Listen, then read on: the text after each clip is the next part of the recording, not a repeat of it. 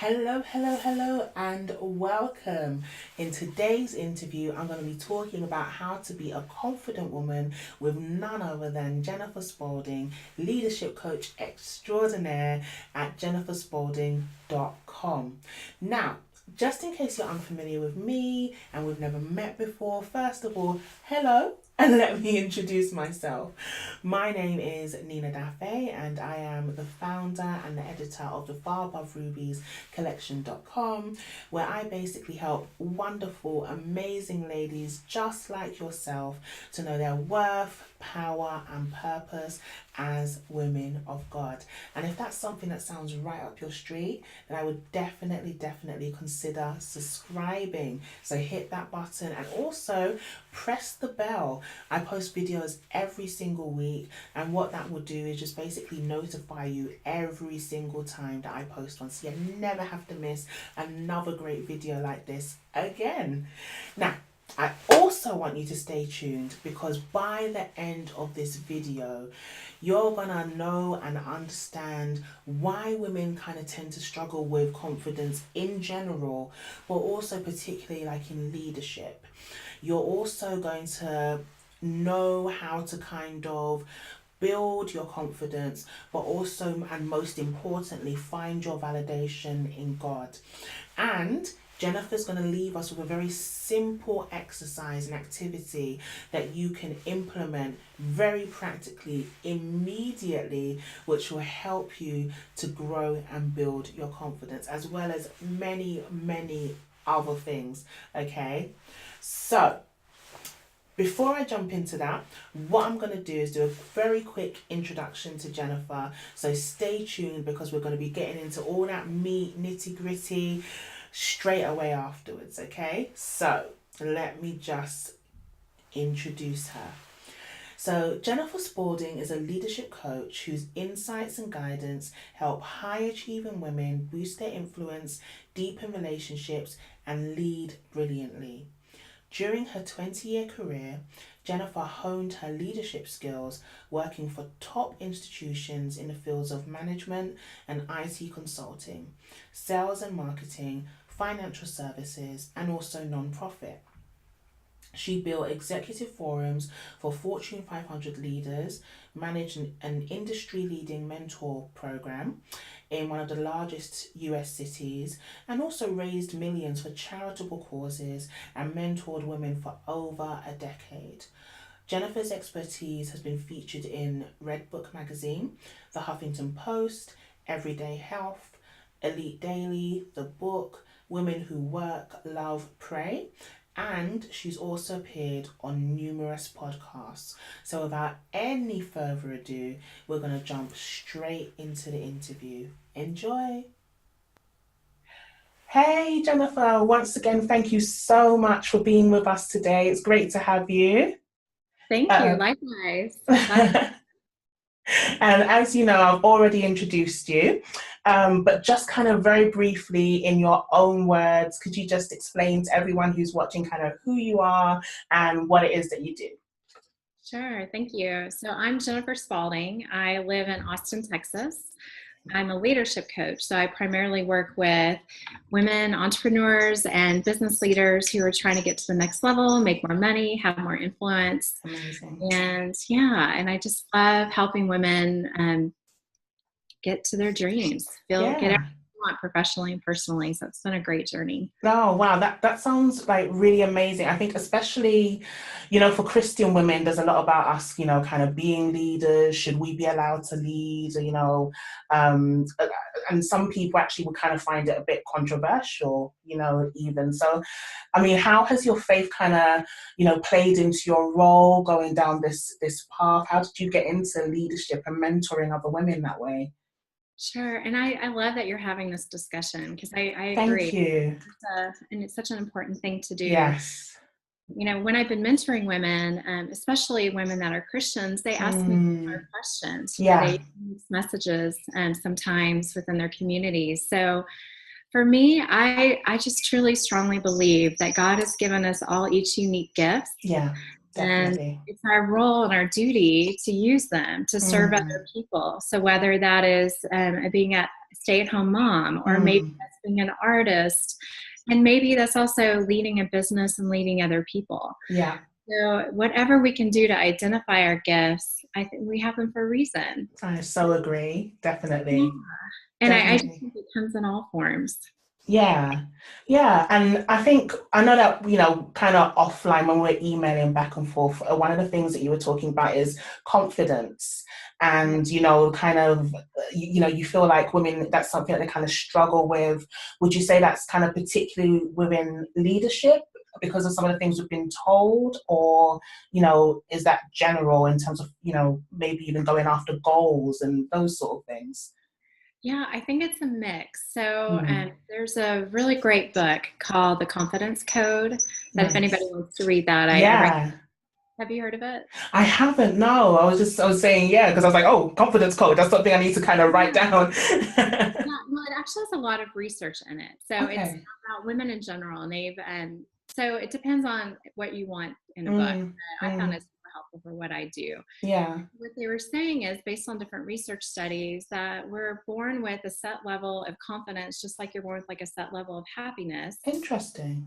No, but what's wonderful is that we can do a lot of things to boost our confidence. Mm, And what I found from my faith background, and now this could vary obviously for everybody, yeah. but a lot of times our church would talk a lot about humility. Mm, And which I think is extremely an important value to have. sure.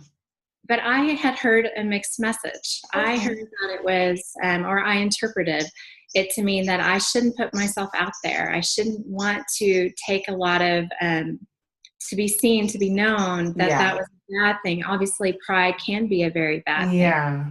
But when we think of ourselves less instead of less than, Mm, interpreted it, then we can obviously put others first, and it can really actually motivate you to do more, because yeah. confidence is the self-belief that we can be successful and then we take action based on that belief. And I think it depends on different situations as to when we have confidence. I think there's Mm, people that are extremely confident at work and maybe yeah. not in their relationships. That's true. Yeah. I And love what you said as well about the distinction between thinking of yourself less versus thinking yourself less than. And I yeah, think that is something that definitely a lot of women kind of do a lot of. I think there's a lot of I think even if you just look at secular magazines or the way that we're targeted, I think a lot of it is kind of based on our insecurities and trying to fix ourselves somehow, rather than, like you said, having the confidence to say, do you know what, God made me for a purpose. Actually, without being big headed, I am great and I have something to offer. absolutely. And I think even, a lot of times, even if you have really great feelings about yourselves and knowing that Mm, you're successful, when we hit a failure, or we get knocked mm, down, or someone says something to us unkind, or we mm, didn't get that promotion, or we didn't get that sale, yeah, we can really take a step back. And what it's yeah, interesting, there's some studies that say that between men and women, mm, even though we can be extremely confident, men will take a failure as like no big deal. It just rolls off their back, that it was because of a lack of effort. right, Women often will think of, something's wrong with me. yes, You know, yeah, I'm not good enough. I'm not perfect enough. mm. I should have, something, I have an internal flaw. That's really interesting, actually. Where do you think that comes from? That kind of difference between the sexes and the way that we'll react to things. Yeah, it's so interesting. And obviously this could vary for person to Mm, person, but one of the things I was reading was that actually in school, we're, depending on where you grew up in this, yeah, um, girls are often praised for being still, sitting in a place, raising her hand, asking yeah, a question. yeah, And boys can be boys, and so yes. they're allowed to more often run around, be a So hand, true. and they're told supposedly no, no, no all the time. Like that's Yeah. so much that it doesn't matter. Yeah. So I guess by the time they get older and maybe they're told no again, whether it's professionally, it's like water of a duck's back Whereas girls maybe so used to being praised all the time that it's like, oh no, what did I do? Where is this coming from? Actually, absolutely. In fact, there's this woman, Ah, a senior level leader that was interviewed, and she had two employees, one, male, female, and they both were very competent, very yeah. similar. And the guy would come to her office all the time and ask her, tell her some advice, tell her, Mm, I have an idea, we need to do this, we need to do that. And every time she'd say, no, that's not what we should do, or that's not good enough, go back and think about it. right. He would act like no big deal. And then next week he'd come back, no. Wow. He'd come back again. And when she was reflecting on it, she thought, well, he's going to really go far because he's Yes. annoying the heck out of me. Yeah. He's persistent and determined. Now her female employee, when she came up to her and did something similar, saying, I have an idea, Yeah. Ross was like, that's not quite right. Her demeanor completely changed. She was Wow. really sad, the female employee, and she didn't come back Wow. with more ideas. Wow. It really affected her personally. Yeah. And I think the lesson from that is to just know that when we have a failure or setback, that is just another way that guides us to a new direction, to just try again. I love that. Yeah, definitely, definitely. As you were speaking, it was actually reminding me of, the parable of the persistent widow and how she kept on going to the judge and going to the judge. And, even if it was just because she was, annoying the heck out of him, he said yes. So absolutely the importance of persistence. So I guess that's one area that kind of confidence can really, help us with. Is there, any more, or maybe even ways or steps that you suggest that we can build, confidence as well? Sure. And I just want to actually add on to what you just said. And I love that you brought that up because I think it's really important to believe that your desire is worth having. Right. I really don't think that God gives us these desires for us to That's so true. Yeah. timing may be different. Yes. What I really yearn for, I may not get in the time that I want. That God might have a different plan, a different schedule. Yeah. Agree with. Yeah. But the desire is there, then we're meant to meet it. I love And that. Yeah. believe that. And when you think, and I love this, this is what helps me when I kind of feel less confident, is that God has the full force behind me, pushing me. And I'm not alone. Yes. Yeah. I think that's really important to remember, especially in those times, like you're saying, where we've had a knock or a setback or a failure of some kind. I know when I was younger, I used to take failure really personally. And exactly as you're saying, I think I used to sometimes take it as a sign of, okay, fine, it's time to give up. I wasn't supposed to have it, never mind. And it's definitely kind of as I've gotten older and with maturity that I've realized, no, like you said, delay is not necessarily denial. It may just mean that, like you said, we're supposed to have it in a different way, or, God, we might think we're supposed to serve one sort of person, for example, but actually God is directing us here. It's so important to listen and include him in our plans as well. Oh, absolutely. And I think that's another way that helps build confidence. Yeah. For example, I didn't realize I might share this with you, but I just assumed that I would be married by the time I was 30 years old. Right. Yeah. And in the US, that can be the average age of marriage, I think, is 28, 29 years old. Same in the UK, yeah. Okay. Yeah. So here I was at the time, I was 36 years old, and it kind of hit a number that I just never thought that I would be alone. Sure. And I was pretty much at my lowest point, crying out to God, going, why? What's going on? And doing things, I think, and trying to follow your plan for me. What can I be doing differently? And during that season, when I truly listened to what was better for me, God, versus my own ego. Yes. Also, I think having that setback helped me have more faith. I think what's been great is, and now I know that through that period, like I brought God with me to work every day, more than I past, because I was just struggling with being sad and not that desire that I had 20 years. Yeah.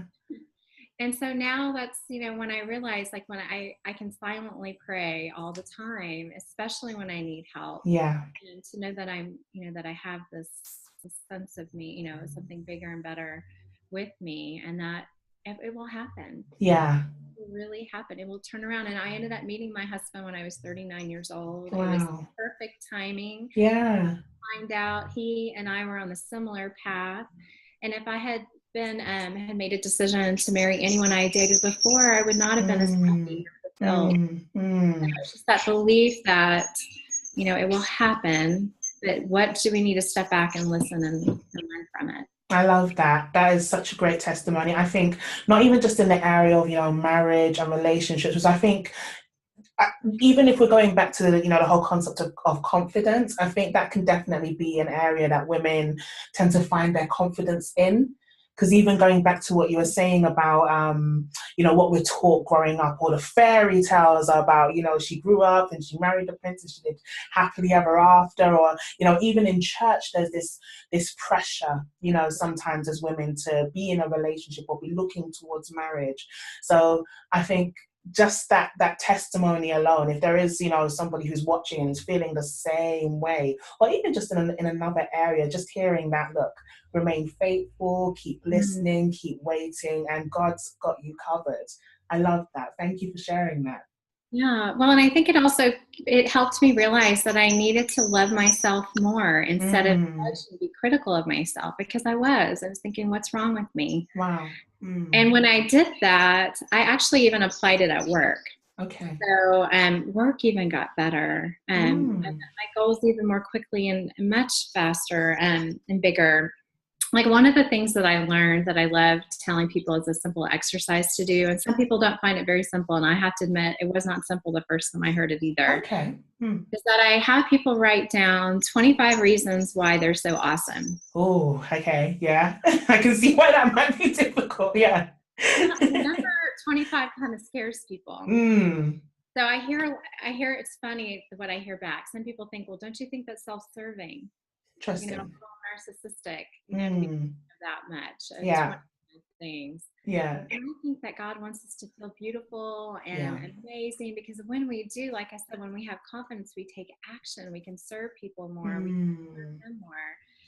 And also what I found is the act of writing 25 things down really makes you have to get creative. Yeah. Yeah. And really deep dive into all areas of your life. Because one thing I found too is, like, some people will say, oh, here are 25 things that relate to work. Right. Or my artistry. Yes. But when you ask them, how are you as a mother, a daughter, a girlfriend, a partner, a friend, it gets them to expand, like, oh, in all areas of my life, I can be awesome. I am awesome. Yeah. I like that. And people read their list, 25, several times a week. So at least 3 to 5 of them sink in that you really believe. Yeah. And when you go to that next meeting or have that next difficult conversation, refer back to one of those. Those are God-given, strengths that you have. Absolutely. Yeah, definitely. Thank you. So I heard you say quite a bit about taking action, going towards your goals, and I know that's another one of your kind of expert topics that you also like to talk about.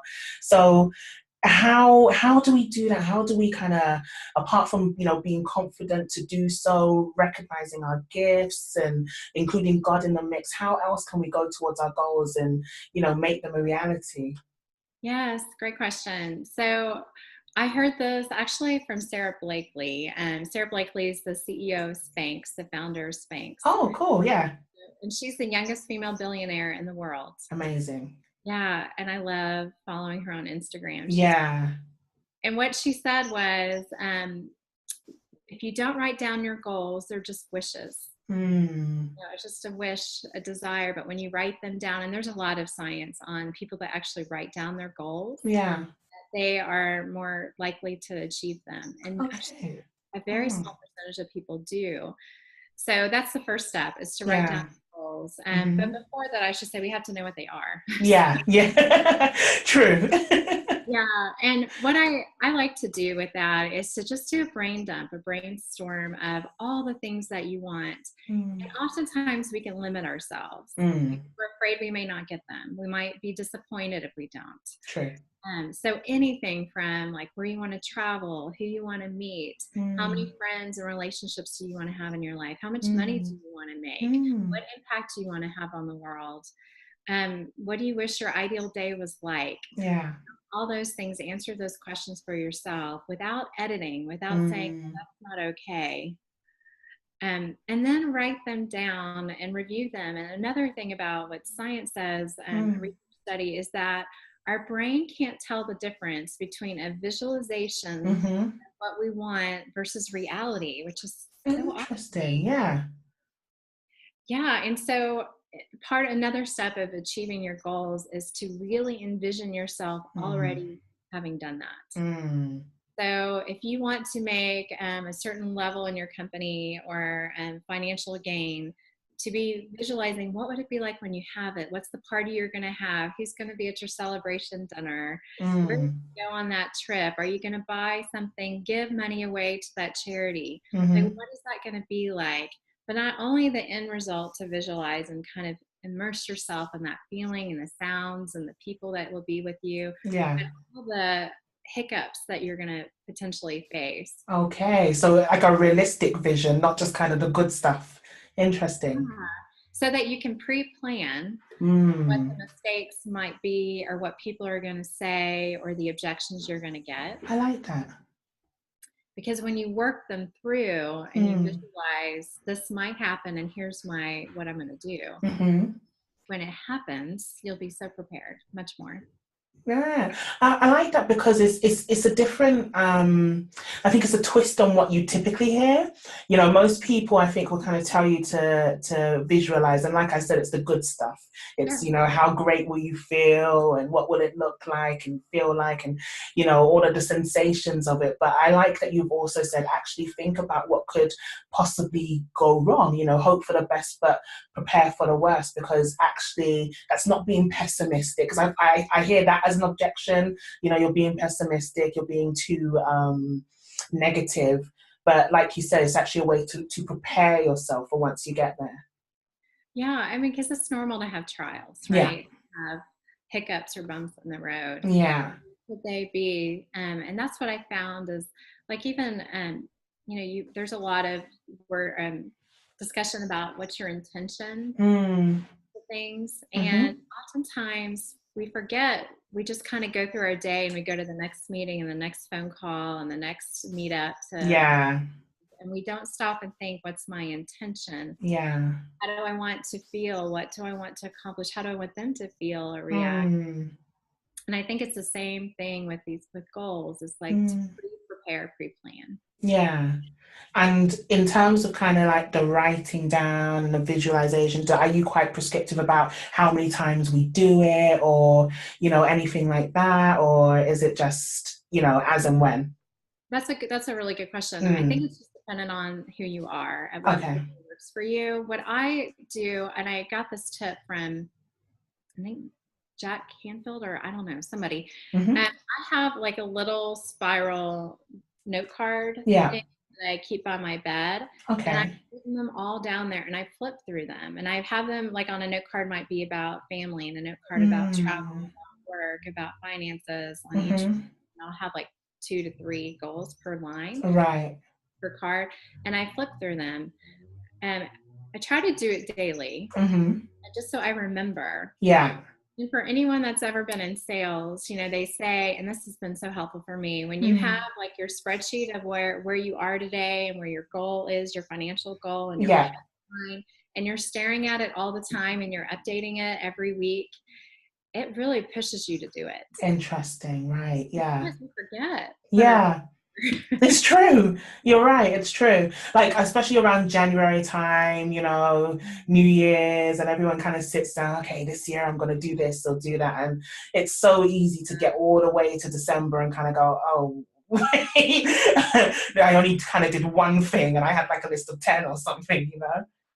Well, and you bring up such a great point because you're helping me to remember too, like the other part about our goals is that we really need to be clear about why they are a goal. Right. And there is a great book called The Five Whys. Have you heard of I that? haven't, Five no. Whys? No. Okay. So the idea is you say, let's see, I want to launch my business this Right. year. So the first question you ask yourself is why? Why Okay. do you want to launch a business and why this year? Mm-hmm. And you might say, because it's been a dream of mine forever and it's about time. Mm-hmm. And then you ask yourself the second question, why? Why has it Right. been a dream for you forever? Right. Why is this the time? And you can say, well, because I want to have a great impact on the world. Why? Why do you want to have a great Mm. impact? Because I believe that this is my calling Mm. to do. And you get down to the real reason. Yeah. And that's what's a great motivator. Next time you get distracted, lazy, Mm-hmm. tired, frustrated, go Yeah. back to like, why am I trying to, lose 10 pounds on New Year's? Yeah. Yeah, Why do definitely. I want to go to the gym? Why do I want to do this big goal? Mm. Because when you get to the deep root of it all, and that's what's going to keep keep you sustained when it's Mm. You're not. so right. It's true. I think because sometimes we can make these goals and it can be, I don't know, because maybe someone else suggested it, or you think it's what you're supposed to do. But definitely I can see how getting down to like those five whys and the true core and essence helps you then to make that emotional connection to it, right? Yeah. And then sometimes we realize, well, maybe that's not the right goal. Yeah. Yeah. Maybe Yeah. I need to tweak it and Mm. have it be more meaningful. Yeah. No, that's a good point as well. Yeah, about having the right goal. Yeah, it's so easy to go with the flow. Definitely. Yeah. Definitely. So one of the things that I also was thinking about as well was this whole thing of, a question that I think women constantly are being asked is, whether or not we can have it all. Can we be mothers? Can we have our careers or be leaders and have, I don't know, the balance of that? What would kind of your response to that be? And if so, how? How can that be achieved? Yeah, to have it all, I think again we have to define what that means, right? For Mm, each person. I used to think that the balance was the goal. mm, And I think that, but I've changed that. I think there are different seasons in our life for certain things for us to accomplish. right. I see women, especially throughout their careers, Mm, there's a season when we want to really go for it and make those big moves and yeah. really ask. Well, I believe we should always ask for what we want and need, but to really Yeah. push ourselves to do it, maybe professionally. Hmm. And then there's a season perhaps when you are exhausted and Yeah. you need to take a step back and just really, first of all, hopefully you're always checking in with yourself Hmm. to, how you're feeling. Mm, And, are you in alignment with, family and faith mm, and play and joy and relationships. But it's checking in with yourself all the time, yeah. whether that's daily when you wake up, how do I feel? Mm, Before you go to bed, how do I feel? How did today mm, go? Or hmm. it's weekly, or it's even quarterly. Like my husband is an accountant and he loves quarterly check-in. Right. Yeah. But how we do that, I think we have to just be really aware. I also think it's so important to have what I call a comfort team. Okay. And what that means is to have a really good group of people around us that can really support us. And they say Right. that for women, we can average 1 to 5 really great, strong relationships, the strongest key relationships where it's a reciprocal relationship where Hmm. you can tell each other the truth, Yeah. that you can go into deep secrets and have Yeah. each other back. Hmm. So that when you're in a time of, I can't handle this, I've got too much on my plate, Yeah. you can call this friend Yeah. and say, can you help me? I need help. I So can't do true. it. Yeah. And the other part of having a great comfort team is to know that we are the number one person on our team Mm, and to be checking in and being kind to ourselves. Like on those days, mm, when it's really hard to do it all, to yeah. say, okay, I didn't, it is what it was today and I'll be Hmm. better tomorrow. I'm doing my best. Yeah. and sometimes I can't do it. Absolutely. Yeah. Okay, I still love myself. God still loves me. Definitely. And not feel like we have to wear our superwoman capes all the time and, you know. Sometimes we Brilliant. need help. Sometimes we just need that hug, Yeah. that that affirmation from something, someone. Yeah, definitely. Is are those a part of the self-care kind of tips that you have for women, in terms of, keeping that balance as well? Yes. I know that's one of the things you do, yeah, you also talk about. Yeah, it first of all, it starts with awareness, Mm, like how I, check in with yourself. mm, Sometimes if you're not used to doing that. What I recommend is putting a little timer on your phone, like a silent alarm that says mm. at 10 a.m. or at 2 o'clock in the afternoon, how do I feel? What's going on with me? I like that, And yeah. just reflecting on that. Mm, The other one is having what I call a comfort practice. So mm, I believe stretching ourselves out of our comfort zone, mm, but we still need to have, we love that, that soothing to feel good. And a mm. comfort practice is something that we have, and I believe that we need to do even when we feel really great, so that in the times of stress or anxiety, we remember to call on it. Yeah. So examples include, and some tips I recommend is thinking of like our five senses. So Mm-hmm. sight, hearing and taste and touch, Mm-hmm. for example. So, and these are healthy comforts. So if I, because it's easy to get down the hole perhaps of unhealthy. Uh, Yeah. let's just say for taste, a chai tea or a hot chocolate makes you feel Mm, so good. Even a glass of wine. mm, mm. To limit ourselves. Yeah. We feel like we may have too much, or a piece of cake is fine. Mm. Uh, Another is sight. So, what makes you feel really good? Walking amongst the trees, listening, going to the ocean, Mm. watching some like silly TV show. That's Yeah. good too, right? Mm. Anything that brings you comfort. Another is like sound. So, like some really fun, happy music, or Mm-hmm. um, listening to the ocean waves. Like, Mm-hmm. what is that for you? What might be Yeah. for me may be totally different than what's coming Absolutely. from someone else. But to get into the practice of actually doing at least one of those things a day, Mm. because we forget in the busyness of life Yeah. that we Yeah. have to have joy. I think as well, especially as women, because we wear so many different hats and we have so many different roles, and like you said earlier, we can I think definitely get into the, I don't want to say rut, but the rut of kind of putting other people first before ourselves, and we always kind of come last. That I think it is so important, like you said, even if we just have that one thing a day that we can kind of look forward to, and make sure that we're also okay. You know? Yes, that's another great point, Nina, that we can get other, put other people first sometimes, or other things or other Yeah. obligations. I Mm. remember there was a time when I decided I really wanted to do a big fitness goal. I had joined Mm. this organization. It's a nonprofit in the States called Leukemia and Lymphoma Society, and they have a program called Team in Training. Right. And where you do a big, so I signed up to do a 100-mile bike ride to raise Oh. money. And I had not ridden my bike since I was like probably 10 years prior. Oh wow. Yeah. But I loved riding a bike as a kid. Mm. It made me feel fun and free. And so I signed up to do this. And what it meant was I had to practice and train all the time, which meant that I couldn't see my girlfriends on Saturdays for standing brunch or lunch. Sure. I had to say no to them, which was really Mm. hard. Yeah. I had to say no to other volunteer activities because the training was really difficult. And what Mm. I found was, and I had to leave work early and to practice and train. And Yeah.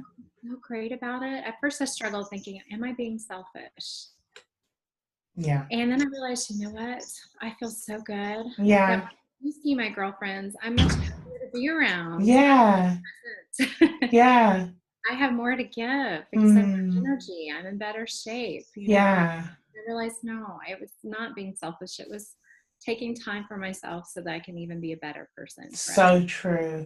I think you reminded me of something that Lisa Nichols says, which is basically, you have to make sure, like if you kind of envision yourself as a cup, You need to make sure that you're full, so then you can actually, pour into other people. There's no point trying to kind of pour out of a half full cup, because then actually you end up being resentful, or you go into burnout, or all of these things. But if you make sure that you're always full, then when you're serving other people, then you really are serving out of a place of generosity and goodness, and where you would want to from your heart, rather than kind of obligation all the time. Absolutely. Yeah, and I think there are lots of references in the Bible around rest. And I used to think, well, that's because back in the day they didn't have to do so much. Yeah. Doors weren't open all the time. Yeah. They were connected all the time. Yeah. But I think there's a reason why. It's As so we true. know. Yeah. Now it becomes, once we know, what can we practice? So And I'm not true. perfect at it, I'll admit. Yeah. Of course not. That's okay. I keep trying. So Yeah, and that's all we can do, isn't it? It's even as you say, all the verses about rest, there's also all the verses about grace. And I love that that's something that you've mentioned so much, even as we've been speaking about being kind to yourself, and loving yourself regardless. I think that's what grace is all about. And a lot of the times, I think, especially within the Christian community, we can, we tend to focus on the vertical grace. Oh, okay, God forgiving us and all of that sort of jazz. But actually, we don't always recognize that we have to forgive ourselves, and we have to be nice to ourselves as well, and that they go hand in hand almost. Absolutely. And you know what I found? A lot of women of faith. So we know, the thought of do unto others as we'd have done unto ourselves. Sure. But it's so funny. We're really good at doing great for others. Yes. But that second part is as we would have done to ourselves. It's true. Active process to do Yeah. that. Think of us, even though less than, or less than other things, not less than, Yeah. Yeah, I think it's easy to get mixed up. But to keep going back to the basics and exactly what you said. Yeah, that's a different way of looking at that scripture. I never really saw it that way. That it's do unto others as you would have do unto you. So yeah, you need to think about how you want to be treated, how you treat yourself, and what you're projecting then out there to others. Brilliant. Yeah. My hunch is most of the people that follow you are really great at giving. Right? Yeah. Givers. Yeah. So we have to remember to also give to ourselves too. Yeah. So true. Right. So just to end, what I tend to do is just kind of, quick fire, game type questions. So the first one that I wanted to ask is, do you have a favorite one of the Bible? And if so, kind of who and why? Yes. So Mary Magdalene is one of my favorites. And I know that she can be a controversial figure sometimes, depending on what people are told and their interpretation. But what I love about her is that she was a part of Jesus's posse, so to speak. Yeah. She was right there. And there's also a lot of reference when they reference other women that were with her, that she was a leader of Yes. Yeah. And I felt great. And then when he appeared again, he appeared to her first. Yeah. And I think, gosh, you know what? She was such a brave person to go out and say, guess what I saw? Yeah. And people to go, you're crazy. I'm sure they thought she was crazy. Yeah, definitely. There's still people that don't believe that, right? Yeah. But to still be bold, to do it anyway, because she was asked and because she believed and she knew the truth. And I think that's such a great lesson for me, to remember that. Yeah. No, not just to you. I think to for all of us, especially the way that you're putting it, that bravery, the boldness. I think especially in leadership as well, a lot of the times when you're building something from the ground up, you're building something that other people can't see yet, or that they don't see the value of. And so kind of just like Mary Magdalene, you could face people thinking that you're a bit crazy, or, oh my gosh, really? So yeah, she's definitely a great example. Thank you. And if you had to finish this sentence, so I am a Christian woman who is, what would you say? I'm a Christian woman who is determined to use my gifts to serve other people. So I have a personal mission statement that is Mm. to help women lead lives full of joy, love, and purpose. And I think that that can change over time, but I'm determined. I think I was put here for a reason. I I love think that. all of us here for a reason, and I'm determined Mm. to use That's my gift. beautiful. Brilliant. And then if you had to turn that around, so I'm a Christian woman who is not. Okay. I'm a Christian woman who is not afraid to speak up and to ask for what I want and need from Yes. a place of love and kindness Yeah. because we deserve. Yes. Well, Yes. I love that you said that, because once again, it's I think it's an area that lots of women struggle in, whether that's within their relationships or at work. You hear so much about, women either not being, being too afraid to either speak up or to negotiate for what they deserve, or, in so many different arenas. So definitely, that's a great one. yeah, I was talking to this great woman yesterday. I was coaching her, and she struggles, and I hear this a lot about Mm. asking for what you want and need.